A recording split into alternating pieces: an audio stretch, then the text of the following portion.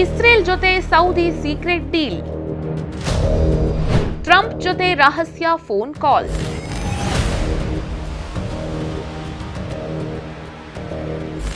ಇರಾನಿನ ಧಾರ್ಮಿಕ ನಾಯಕ ಆಯತೊಲ್ಲಾ ಖಮೇನಿ ಸಾವಿನ ನಂತರ ಅರಬ್ ದೇಶಗಳ ನಿಗೂಢ ಜಿಯೋಪಾಲಿಟಿಕ್ಸ್ ನಿಧಾನವಾಗಿ ಬಹಿರಂಗವಾಗ್ತಾ ಇದೆ.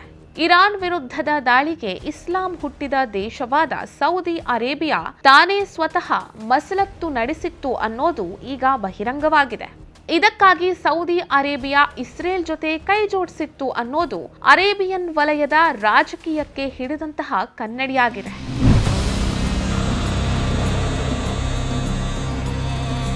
ಸ್ವತಃ ಸೌದಿ ಅರೇಬಿಯಾದ ಯುವರಾಜ ಮೊಹಮ್ಮದ್ ಬಿನ್ ಸಲ್ಮಾನ್ ಇರಾನ್ ವಿರುದ್ಧ ಟೊಂಕ ಕಟ್ಟಿ ನಿಂತಿದ್ರು. ಸಾರ್ವಜನಿಕವಾಗಿ ಇರಾನ್ ಜೊತೆ ಸಂಧಾನದ ಮಾತುಗಳನ್ನಾಡ್ತಿದ್ರು.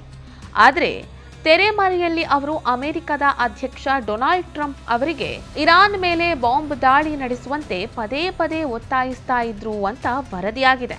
ಈ ಡಬಲ್ ಸ್ಟ್ಯಾಂಡ್ಗೆ ಕಾರಣ ಏನು? ಈ ವಿಡಿಯೋದಲ್ಲಿ ನೋಡೋಣ. ಸೌದಿ ರಾಜಕುಮಾರನ ಗುಪ್ತ ಕರೆಗಳ ರಹಸ್ಯ.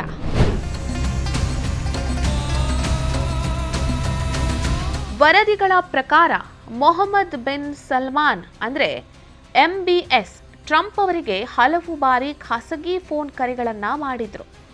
ಒಂದು ಕಡೆ ಅವರು ಇರಾನ್ ಅಧ್ಯಕ್ಷರೊಂದಿಗೆ ಮಾತನಾಡಿ ಸೌದಿ ಅರೇಬಿಯಾದ ವಾಯು ಪ್ರದೇಶವನ್ನ ಇರಾನ್ ಮೇಲೆ ದಾಳಿಗೆ ಬಳಸೋದಕ್ಕೆ ಬಿಡೋದಿಲ್ಲ ಎಂದು ಭರವಸೆಯನ್ನ ನೀಡಿದ್ರು.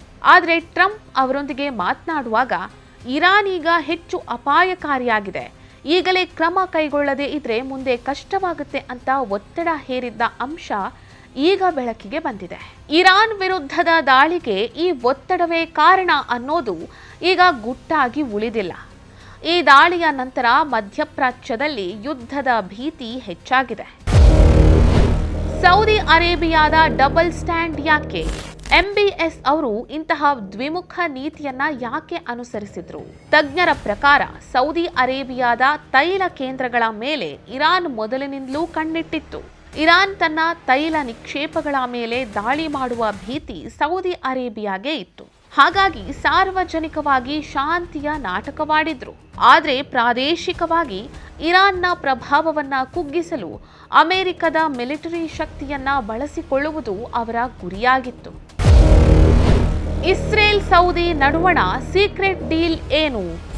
ಇಸ್ರೇಲ್ ಮತ್ತು ಸೌದಿ ಅರೇಬಿಯಾ ಈ ಎರಡೂ ದೇಶಗಳಿಗೆ ಇರಾನ್ ಸಮಾನ ಶತ್ರು. ಹಾಗಾಗಿ ಸೌದಿ ರಾಜಕುಮಾರ MBS ಇಸ್ರೇಲ್ ಜೊತೆ ಪರೋಕ್ಷ ಒಪ್ಪಂದವನ್ನ ಮಾಡಿಕೊಂಡಿದ್ರು. ಇರಾನಿನ ಪರಮಾಣು ಯೋಜನೆ ಮತ್ತು ಅದರ ಪ್ರಾದೇಶಿಕ ಪ್ರಭಾವವನ್ನ ತಡೆಯೋದು ಈ ಇಬ್ಬರ ಕಾಮನ್ ಗೋಲ್.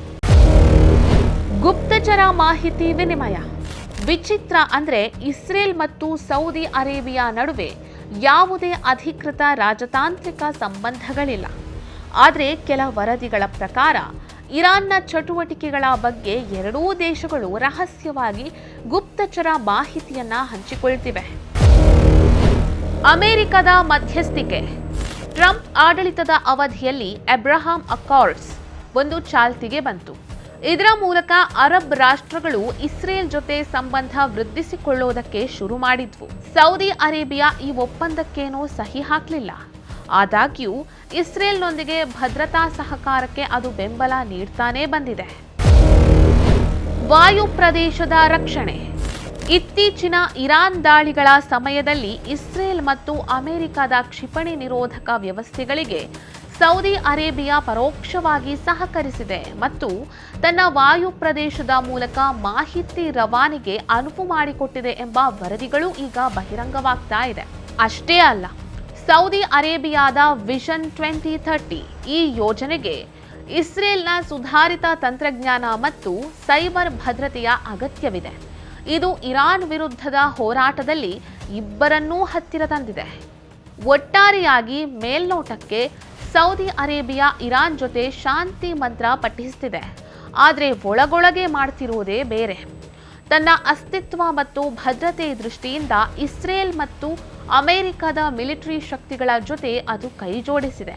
ಈ ಸಂಕೀರ್ಣ ರಾಜತಾಂತ್ರಿಕ ಆಟ ಮಧ್ಯಪ್ರಾಚ್ಯದ ಭವಿಷ್ಯವನ್ನ ಹೇಗೆ ಬದಲಾಯಿಸಲಿದೆ ಅನ್ನೋದನ್ನ ಕಾದು ನೋಡಬೇಕು. ನಿಮ್ಮ ಅನಿಸಿಕೆಗಳನ್ನ ಕಮೆಂಟ್ ಬಾಕ್ಸ್ನಲ್ಲಿ ತಿಳಿಸಿ. ಧನ್ಯವಾದಗಳು.